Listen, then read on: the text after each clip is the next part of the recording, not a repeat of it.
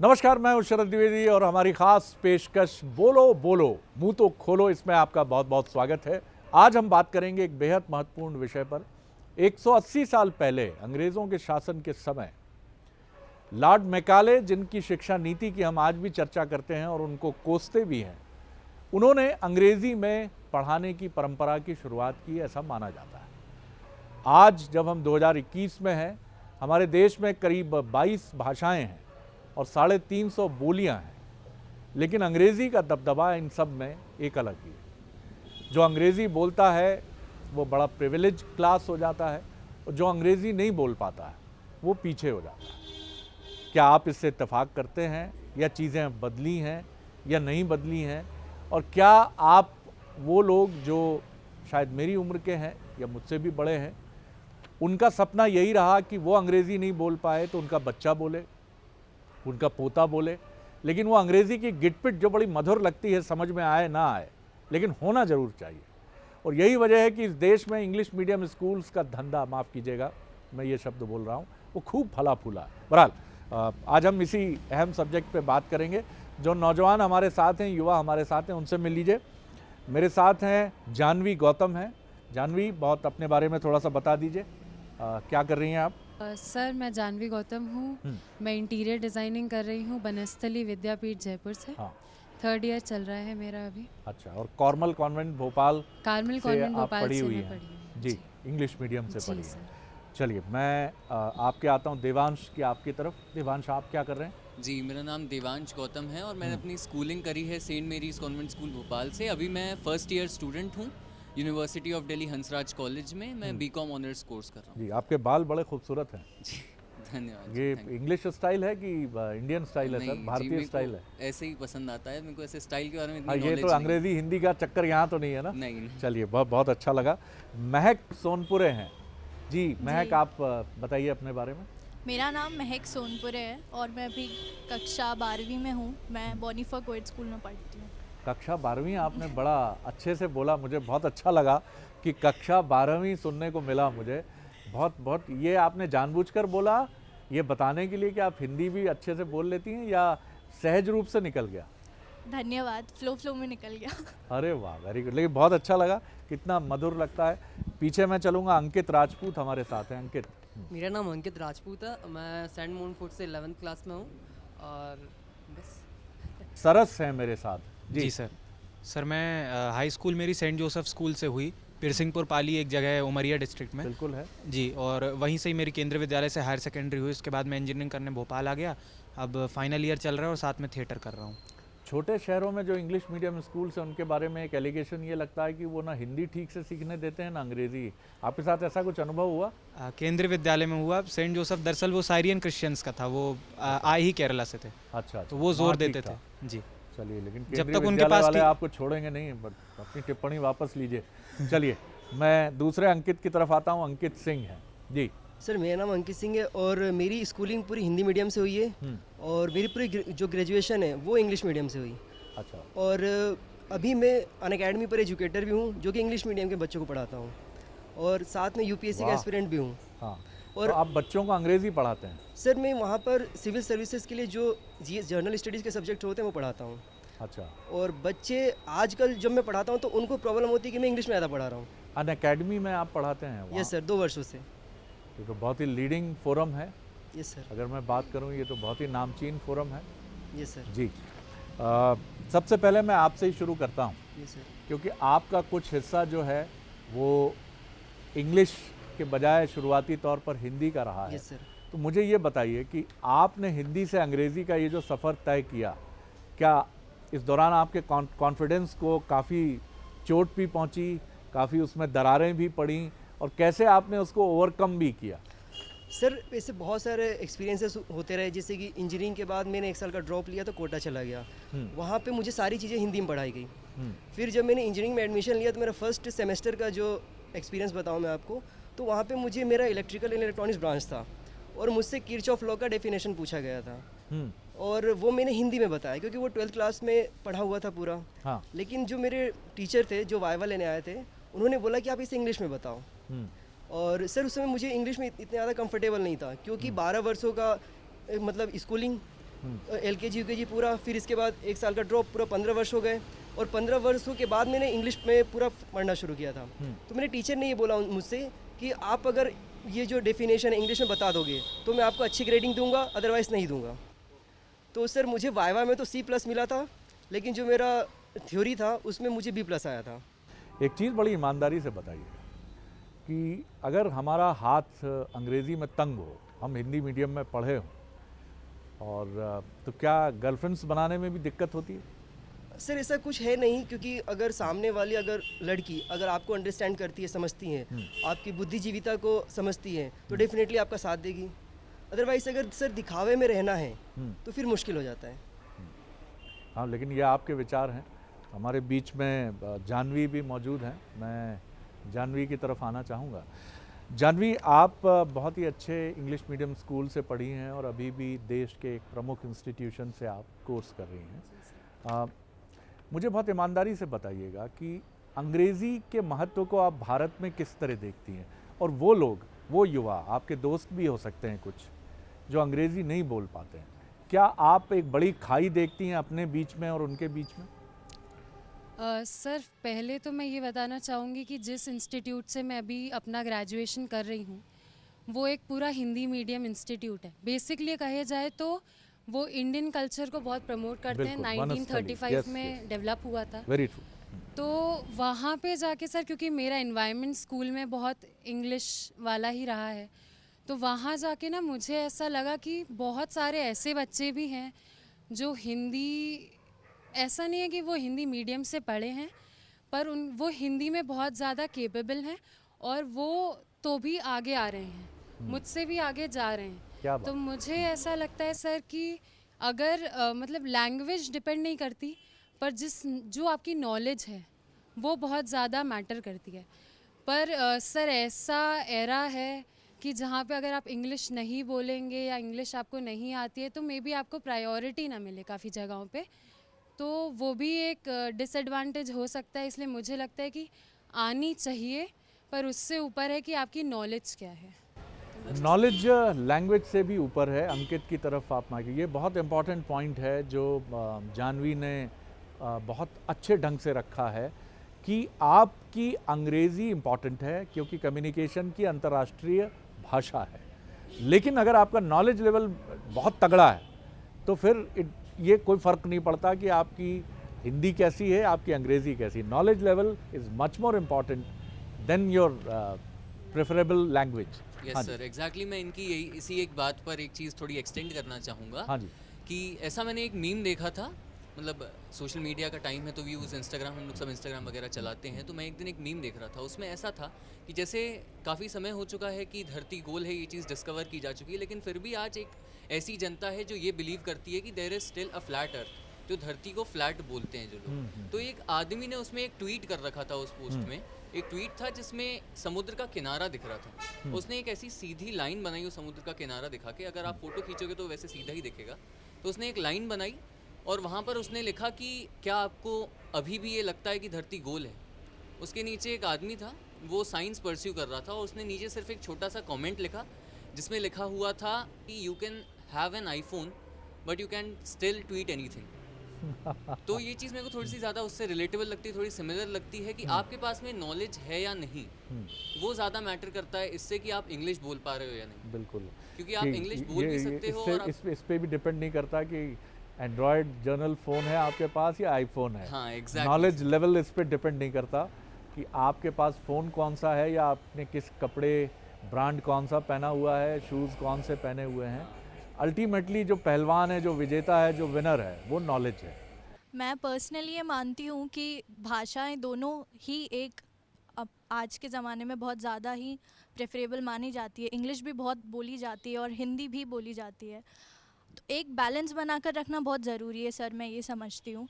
क्योंकि आजकल स्कूल में भी अगर देखा जाए तो जो मोस्ट ऑफ द टाइम्स जो मीडियम ऑफ लैंग्वेज है, बच्चों को जिस लैंग्वेज में पढ़ाया जा रहा है वो इंग्लिश ही है, rather than any local language. अगर आप महाराष्ट्र में देखें तो मराठी की जगह इंग्लिश में पढ़ाया जा रहा है। तो इसी वजह से मैं बोलूँगी कि भले ही इंग्लिश स्कूल्स में बहुत बोली जा रही हैं, बट उसके अलावा भी लोकल लैंग्वेजेस का भी काफ़ी चलन है। इसलिए मैं मानती हूँ कि बैलेंस होना बहुत ज़रूरी है। भले ही आप इंग्लिश ज़्यादा बोले या हिंदी ज़्यादा बोले, अगर इंग्लिश ज़्यादा बोलते हैं तो इसका मतलब ये नहीं कि जो लोकल लैंग्वेजेस है उनका चलन कम हो जाए।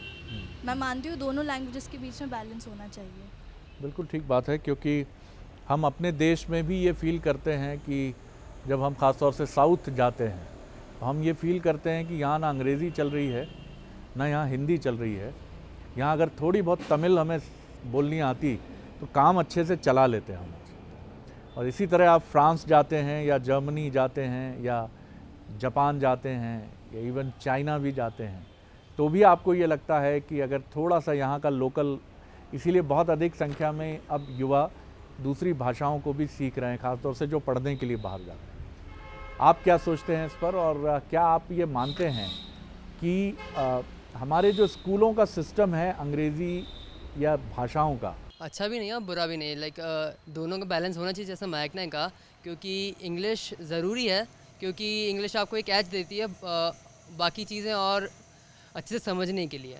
क्योंकि इंटरनेशनली जो भी सारा अगर कोई अब्रॉड जाते हैं या फिर और भी जो बड़ी बड़ी इंडस्ट्रियलिस्ट और बड़ी बड़ी MNCs जो हैं वहाँ तक पहुँचने के लिए इंग्लिश एक लोगों को एज देती है, तो वो आना भी ज़रूरी है। और साथ में जो लोकल लैंग्वेज है, संस्कृत हमारे स्कूल में चलती थी, अब बच्चे उसको सीखना नहीं चाहते थे, क्योंकि एक ऐसा लोग ऐसे समझते हैं कि बहुत हाइप कर दिया कि इंग्लिश आनी ज़रूरी है, और इस चक्कर में जो लोकल लैंग्वेजेस हैं उनको बहुत कम प्रेफर करते हैं लोग।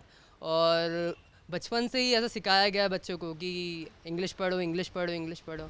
तो आज चलिए मैं सरस की तरफ आता हूँ। सर मुझे लगता है कि ये इंडिविजुअली बनाना बहुत ज़रूरी है अपने आप में, कि मुझे किस भाषा को कितना प्रेफरेंस देना है। लेकिन जैसे कि इन्होंने कहा कि बैलेंस बनाना ज़रूरी है, बिल्कुल मैं भी यही मानता हूँ। इक्विलिब्रियम की बहुत ज़्यादा ज़रूरत होती है इस मामले में, क्योंकि कई बार क्या होता है कि अब मैं इंग्लिश सीखूँ ही ना अपने ज़िद में, या स्टबर्न हो जाऊँ कि यार मुझे नहीं सीखनी है क्योंकि ये सिस्टम ही पूरा ख़राब है, तो वो हल्ला करने से कुछ होने वाला है नहीं। ये कितने लोग आप में से ये मानते हैं कि भारत में इंग्लिश बोलना एक स्टेटस सिंबल है? क्योंकि मैंने लोगों को ये भी कहते सुना है कि हमारी बहू अंग्रेज़ी बोल लेती है, या हमारी बिटिया जो है अंग्रेज़ी में गिटपिट कर लेती है। डॉक्टर को दिखाने गए थे, वो अंग्रेज़ी में ही बोल रहा था, तो बिटिया ने संभाला मोर्चा, बिटिया फटाफट बात करने लगी, इसने सब गिटपिट करके समझा दिया, यहाँ तकलीफ है वहाँ तक। आप सब मानते हैं कि स्टेटस सिंबल है अंग्रेज़ी भारत में? हाथ उठाकर बताइए मुझे। सभी सहमत हैं? यानी अंग्रेज़ी आना एक स्टेटस सिंबल तो है। हाँ, आप कुछ जोड़ना चाह रहे थे। हाँ जी सर, मैं ये बोलना चाहूँगा, मैं एक बात का पहले विरोध करना चाहूँगा। अंकित जी ने अभी कहा था कि जैसे कि इंग्लिश जो है आजकल बहुत ज़्यादा हाइप कर दिया गया है। उन्होंने कहा कि इंग्लिश बहुत ज़्यादा हाइप कर दी गई है कि बहुत इंपॉर्टेंट हो गया आज सीखना। तो मैं ये बोलूँगा कि ये एक हाइप नहीं है, एक्चुअली ये नीड ऑफ द आवर है। क्योंकि अगर आप देखेंगे कि जिस तरीके से आउटसोर्सिंग और अलग अलग चीज़ें इंडिया में एंटर कर रही हैं, तो जो अगला जो डेकेड आने वाला है, जो अगली जो जनरेशन आने वाली है, उसमें communication will be the key. आपके पास में नॉलेज हो सकती है लेकिन फिर भी communication will be the key. आपको कम्युनिकेट करना आना चाहिए। और इंग्लिश क्योंकि लेकिन मुझे बताइए कि आर्टिफिशियल इंटेलिजेंस के ज़माने में जब अब लोग फेसबुक में इंग्लिश में लिखकर या मराठी में लिखकर उसका हिंदी ट्रांसलेशन पे क्लिक करते हैं, हिंदी ट्रांसलेशन हो जाता है। अब कल मेरी जेब में मोबाइल की तरह एक इक्विपमेंट हुआ, मैं बोल रहा हूँ हिंदी में, आप सुन रहे हैं इंग्लिश में। तो लैंग्वेज तो कोई बहुत बड़ा बैरियर है, ऐसा मुझे लगता है। आप सहमत होंगे कि भाषा शायद आज से 25 साल बाद पूरी दुनिया में कोई बैरियर रह ही ना जाए। आर्टिफिशियल इंटेलिजेंस हमें कोई ऐसा समाधान दे, जैसा अभी हम स्पेस से आने वाली हॉलीवुड की फिल्म्स देखते हैं कि वो हमारी भाषा समझ जाते हैं और उनकी भाषा हम समझ जाते हैं, और आज ये हो रहा है। तो सर वो एक अगर कंटिजेंसी की हम बात करें कि ऐसी कोई टेक्नोलॉजी एंटर कर जाती है जिससे ये चीज़ पॉसिबल है, translation and everything on the tip of us, तो वो चीज़ मैं बोलूँगा कि हाँ वो काफ़ी अच्छी होगी। But with the current technology जो चीज़ें हमारे पास में अभी हैं, जिस ईज़ के साथ हम वर्क करते हैं, तो अगर मैं उस पॉइंट ऑफ व्यू से अगर कमिंग डेकेड को देखता हूँ, तो मुझे ऐसा लगता है कि communication is really important in the coming generation. और क्योंकि English has been an a universal language, तो उस चक्कर में आई थिंक कि हम लोगों को English should be considered as important. मतलब इट्स नॉट अ हाइप, लेकिन इंपॉर्टेंस को लेकर तो मुझे लगता है हम में से कोई असहमत नहीं है। और इन्होंने भी जो कहा है वो शायद आपने ठीक से समझा नहीं। मैं समझ गया आप अंकित, आपकी बात को। मैं आपने जो बात कही वो शायद ठीक से ये इंटरप्रिटेशन उसका, हम उस पर बाद में बात। आप कुछ सर, कहना चाह रहे हैं? जी जो मेरे दोस्त ने बोला उसमें कुछ मैं कहना चाहूँगा लैंग्वेजेस के बारे में, कि जैसे कि इन्होंने बोला कि लैंग्वेजेस का इंपॉर्टेंस है, डेफिनेटली है वो। मैं आपको उदाहरण दूंगा चाइना का। चाइना में 1976 में जो वहाँ के जो प्रेसिडेंट थे ज़ेन डियांग, इन्होंने क्या किया था कि जो उनका लैंग्वेजेस को ज़्यादा प्रेफरेंस दिया, मैंडेरियन लैंग्वेज को ज़्यादा प्रेफरेंस दिया और अपने कंट्री को क्लोज़ कर दिया, ओपन भी किया क्लोज भी किया। लैंग्वेज के लिए क्लोज कर दिया, बाकी मार्केट के लिए ओपन कर दिया। तो उन्होंने मैंडेरियन को ज़्यादा प्रेफरेंस दिया और मैंडेरियन की वजह से दूसरे लैंग्वेजेस थे वो इंटर नहीं कर पाए। और आज का जो चाइना है, आज जो जितना हम डेवलप देख रहे हैं, उसके पीछे उसका लैंग्वेज का बहुत ज़्यादा रोल है। फ्रांस को देखेंगे हम, वहाँ पे उनका खुद का लैंग्वेज चलता है। रशिया को देखेंगे, खुद का लैंग्वेज चलता है। अगर आपको खुद का लैंग्वेज चलेगा तो दूसरे कंट्री के जो लैंग्वेजेस है वो नहीं आ पाएंगे। हमारे इंडिया में मोर देन 60% पॉपुलेशन जो है वो रहती है रूरल एरिया में। उन लोगों को हिंदी आता कितना है, बस वो अपना नाम बोल पाते हैं, सिग्नेचर कर पाते हैं। लेकिन जो एडवर्टाइजमेंट, अगर 30 सेकंड का सर एडवर्टाइजमेंट भी आता है ना, अगर कोविड के लिए जो इंस्ट्रक्शंस दिए गए तो वो तक नहीं समझ में आ पाता है। लेकिन हिंदी अब एक बड़ा बाज़ार है और यही वजह है कि गूगल साहब को जो है हिंदी में ट्रांसलेट, हमारे मोबाइल में हिंदी डिक्शनरी देने के लिए उनको किसी गवर्नमेंट ने नहीं कहा, उनको यूज़र्स की तरफ से प्रेशर आता है। यूज़र्स ने भी नहीं कहा, लेकिन उन्हें मालूम है कि हिंदी का मार्केट कितना बड़ा है, तो हमें हिंदी की डिक्शनरी देनी चाहिए। जैसे और अदर रीजनल लैंग्वेजेस की डिक्शनरी उन्होंने मोबाइल में दी है।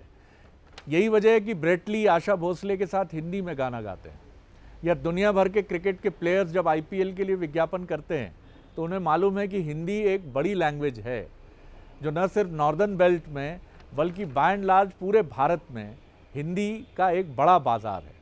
और यही वजह है कि हिंदी फ्लॉरिश हो रही है।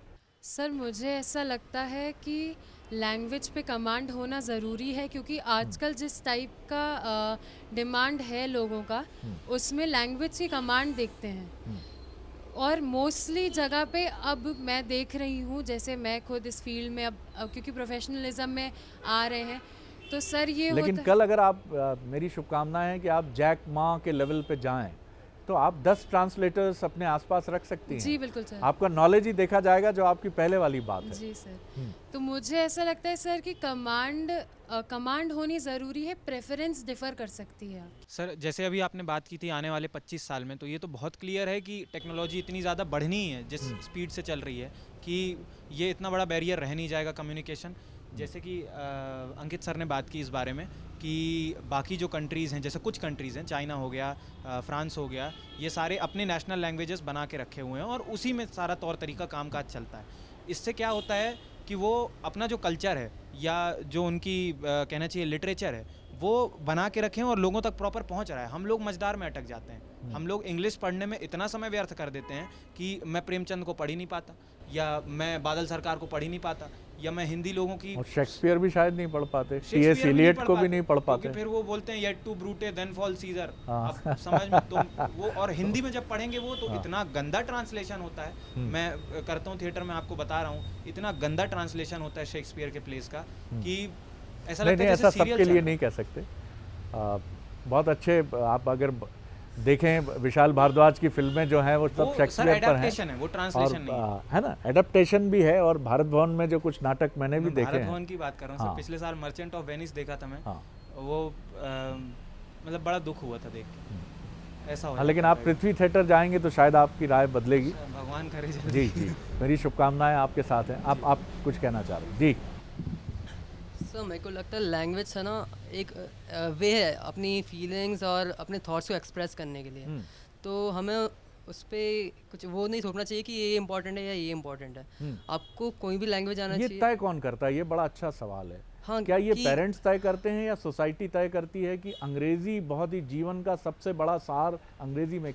कौन तय करता है अंकित? ये सर मेरे को लगता है ये हमको सोसाइटी ही फोर्स कर, सोसाइटी पेरेंट्स पे फोर्स करती है, क्योंकि हमारी समझ तो नर्सरी में होती नहीं है। जरूर ये बड़ा एक स्टेटस सिंबल है कि बच्चा चंदा मामा दूर के ना बोले, जॉनी बोले जॉनी जॉनी। तो ये हमको स्कूल से लगता है नर्सरी से सिखाना स्टार्ट करते हैं ये सब। जी कि इंग्लिश में बात करे बच्चा तो ज़्यादा अच्छा लगेगा। जब रिलेटिव्स आए उसके सामने इंग्लिश में पोएम सुनाए तो उनको ज़्यादा अच्छा लगता है। अगर हिंदी में बोलेगा तो उनका स्टेटस इतना बढ़ेगा नहीं, पर इंग्लिश में बोलेगा तो लगेगा कि हाँ किसी बड़े स्कूल में डाला है बच्चे को, ऐसा समझते हैं। जो बात इन्होंने बोली है मैं उससे काफ़ी ज़्यादा सहमत हूँ। हम देखते हैं कि बच्चों को आजकल ABCD सिखाया जाता है सबसे पहले, लेकिन आज के ज़माने में अगर आप देखें बच्चों को क ख ग नहीं आता है। बहुत से लोगों को मैं देखूंगी। कितने लोगों को आता है? आपने क ख ग घ आता है? नहीं बोल पाएंगे। हाँ, आपको आता है? मैं खुद नहीं बोल पाऊंगी। अच्छा, आप बोल लेंगे? जरा बोल के बताइए, हम कितनी देर तक बोलते हैं? कहाँ से चालू करना है? क ख ग घ। का खा गा गा इया चाच। नहीं नहीं, सही ये जा तो रहा हूँ ना? गलत हो गया सर। का खा गा गा अंगा। हाँ, अंगा। हाँ, फिर? ऐसा हो जाता है का खा गा गा अंगा। हाँ, और मैं समझ गया टा सर। डा डा डा। अब आप दे दीजिए सर माइक्रोफोन। हाँ, महक की बात सही है। शर्म हाँ, नहीं आनी चाहिए। बिल्कुल नहीं ठीक आता है तो बात। कोई बात Very नहीं। true, मैं very इसीलिए फैक्ट बोल रही हूँ। जी, क ख ग की बात देखी है, गिनती अगर आप देखेंगे 1 to 100 हर कोई काउंट कर सकता है, बट यहाँ पे जो एडल्ट्स भी बैठे मुझे नहीं लगता बहुत सारे लोग भी अगर हिंदी में नहीं काउंट कर पाते, होता है। लेकिन हम 88 को क्या क्या बोलेंगे आप?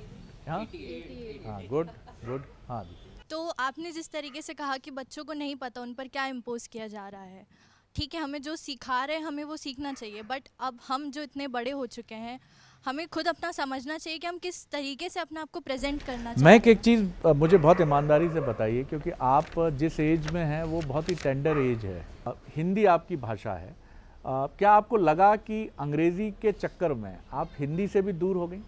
बिल्कुल मैंने ये चीज़ समझी है। जिस तरीके से मैं पहले बोल रही थी कि स्कूल्स पे हम देखते हैं इंग्लिश को ही ज़्यादा प्रेफरेंस दिया जाता है, मगर मैं ये भी मानती हूँ कि स्कूल को ही हम 100% अपनी लाइफ नहीं मान सकते। उसके अलावा भी हम घर पे भी इंटरेक्शंस जो होती है वो कोई और लैंग्वेज में भी होती है।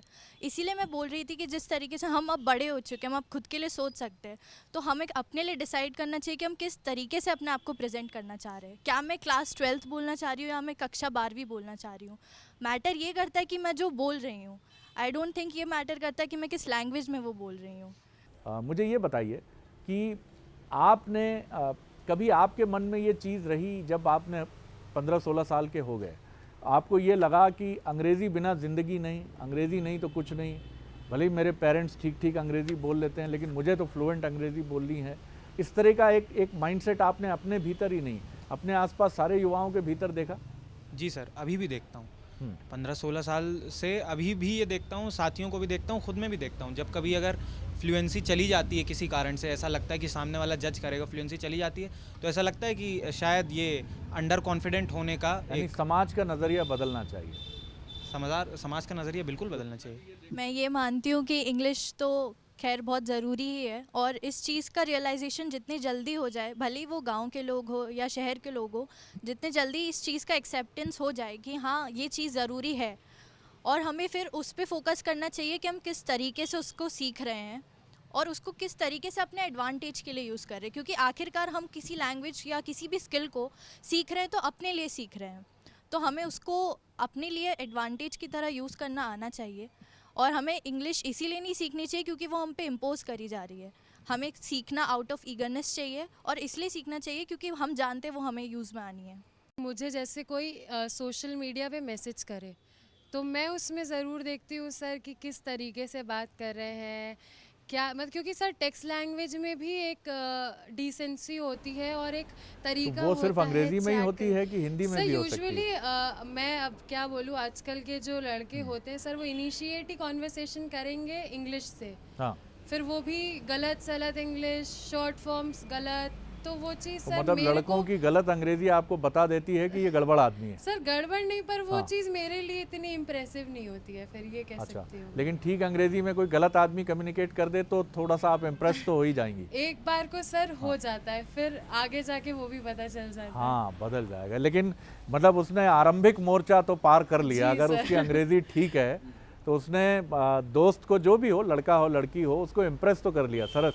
इसीलिए तो वो गलत अंग्रेजी बोलता है। अब उसके ऊपर प्रेशर आ गया कि अंग्रेजी बोलनी है नहीं तो काम नहीं चलेगा, तो फिर वो गलत मेरा अंग्रेजी। भी रहता है, जैसे मुझे बहुत लोग काफ़ी ऐसे मैसेज करते हैं तो मैं बोलती हूँ कि आप हिंदी में बात करो, मैं भी हिंदी में बात कर सकती हूँ। वो गलत इंग्लिश कुछ तो फिर वो सर मज़ा नहीं आता। हाँ, लेकिन ये दुर्भाग्य है कि ये मान लिया गया है और है युवा पीढ़ी। आप लोग ऐसा क्यों सोचते हैं भाई? आप ढंग से कम्युनिकेट करिए ना। देखिए ना, यहाँ कितना बड़ा खुलासा कर दिया जाह्नवी जी ने। कम्युनिकेशन की भाषा प्योर रखिए सर, ईमानदारी रखिए, दिल से रखिए, शालीनता रखिए, अभद्रता नहीं होनी चाहिए और ना उसमें हड़बड़ी होनी चाहिए, बौखलाहट भी नहीं होनी चाहिए, शिष्टाचार का पालन करिए। दूसरा मेरा सवाल ये है कि क्या आप अपने पेरेंट्स को लेकर अशेम्ड होते हैं इसको लेकर कि उनकी अंग्रेज़ी बहुत अच्छी नहीं है? सर अभी मैंने कॉलेज ज्वाइन करा है, तो मैं कॉलेज ज्वाइन करे कुछ 2-3 महीने हो चुके हैं। तो एक स्टूडेंट आया हमारे कॉलेज में, वो मैं उसका नाम नहीं लेना चाहूँगा, लेकिन वो हिंदी मीडियम से था। बट क्योंकि बहुत ज़्यादा जनता जो अभी क्लास में है वो क्योंकि इंग्लिश मीडियम की है, तो टीचर को भी एक रेस्ट्रिक्टेड टाइम मिलता है एक लेक्चर लेने के लिए। तो वो बच्चा बार बार यही चीज़ बोलता था कि मैम प्लीज़ हिंदी में समझा दीजिए, प्लीज़ हिंदी में समझा दीजिए। तो मैम ने बोला उसको एक दिन 2-3 बार सुनने के बाद उन्होंने बोला कि मैं ये चीज़ अगर रिपीट करने लग गई सेम चीज़ इंग्लिश की हिंदी में, तो एक लेक्चर को मेरे को 2 बार लेना पड़ेगा। तो उन्होंने बोला ये चीज़ मैम की तरफ से भी प्रैक्टिकली पॉसिबल नहीं है, लेकिन वो बच्चे की भी इसमें कोई गलती नहीं है, क्योंकि वो अगर कॉलेज में आके बैठा है तो ही हैज़ अर्नड इट। तो वहाँ पर एक बैरियर आ जाता है, मैं समझता हूँ, जो कि नहीं होना चाहिए। उस चीज़ का नहीं, ये समाधान अच्छे आना टीचर्स ही दूर कर सकते हैं। गोविंद नामदेव मध्य प्रदेश के ही एक नामचीन एक्टर हैं बॉलीवुड के।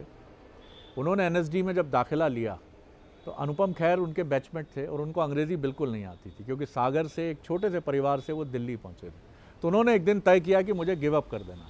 दिल्ली में होमगार्ड की पोस्ट निकली थी। उन्होंने कहा मैं एनएसडी छोड़ देता हूँ क्योंकि मुझे कुछ समझ नहीं आ रहा, सारे लेक्चर अंग्रेज़ी में होते हैं, मेरे दिमाग में कुछ नहीं जाता। इब्राहिम अलका जी एनएसडी के जो नामचीन डायरेक्टर रहे, उन्होंने उसको जाते हुए देखा तो बुलाया। और गोविंद नामदेव गोल्ड मेडलिस्ट रहे एनएसडी के एंट्रेंस टेस्ट के। उन्होंने बुलाया, अंग्रेज़ी में कहा नौजवान तुम क्यों जा रहे हो? तो वो रोने लगे, बोले मैं साहब मुझे नहीं समझ आता। तो उन्होंने कहा मैं तुम्हारे लिए व्यवस्था करता हूँ, मैं सबको बोलता हूँ, डांस की क्लास में तो अंग्रेज़ी की ज़रूरत नहीं, बाकी हम समझाएंगे ना आपको। और फिर वो कहने लगे कि मैंने जो टॉप किया उसके बाद। और वो एक तो ये टीचर्स, हमारा एजुकेशन सिस्टम सपोर्ट नहीं करता है। दूसरा ये मान लिया जाता है कि हिंदी बोलने वाला कमज़ोर है, हम ही परसेप्शन ये बना लेते हैं। और दूसरा जो हिंदी मीडियम से आगे आया है और अंग्रेज़ी भी अच्छी बोलने लगा है, वो हिंदी की तरफ फिर रुख नहीं करता है, वो अपने अंग्रेज़ी ज्ञान के सहारे ही आगे बढ़ना चाहता है। अच्छी हिंदी बोलना और अच्छी अंग्रेज़ी बोलना, ये क्यों लक्ष्य नहीं होना चाहिए? आप सब हिंदी भाषी परिवारों से हैं, अधिकांश लोग, आपकी मातृभाषा हिंदी है, तो हिंदी को लेकर ये संकोच क्यों? मैं बहुत धन्यवाद करता हूँ आप सबको, बहुत अच्छा लगा आपसे बात करके।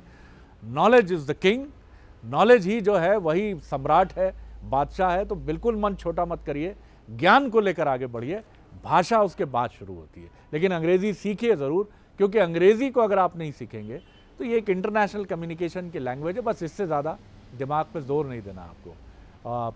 इतना ही। अगली बार बोलो बोलो मुंह तो खोलो के एक और एपिसोड में आपसे मिलेंगे एक और विषय के साथ। बहुत शुक्रिया, बहुत धन्यवाद। देखते रहिए इस शो को। बहुत शुक्रिया।